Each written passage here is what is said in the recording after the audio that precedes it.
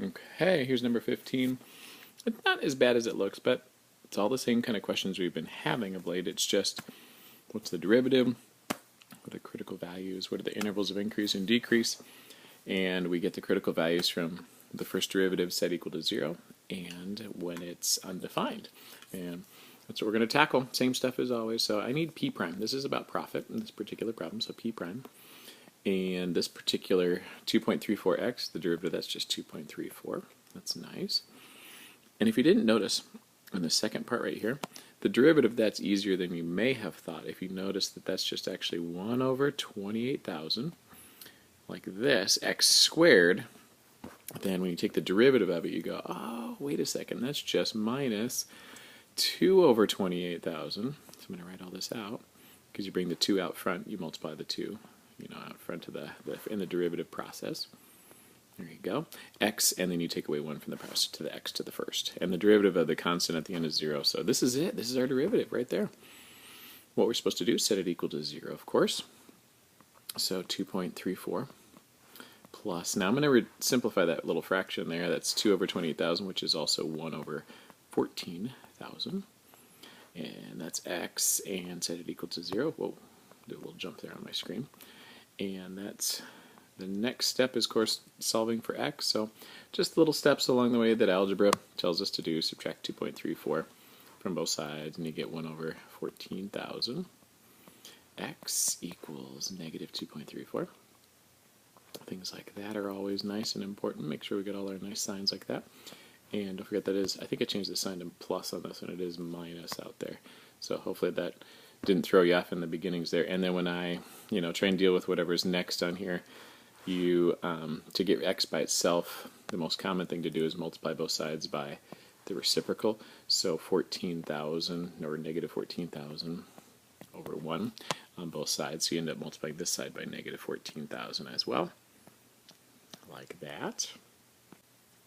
And if you take through and multiply it with your calculator, you see that, hey, x is 32,760. Okay, that's one of our critical values, 32,760. The next thing we would do is go look at the derivative and see where is it undefined. That is, when do I have a denominator that could potentially be 0? And just looking at this thing here, I think we're in good shape, because this, although there's a denominator, it only has 28,000 in it. That's never going to be 0.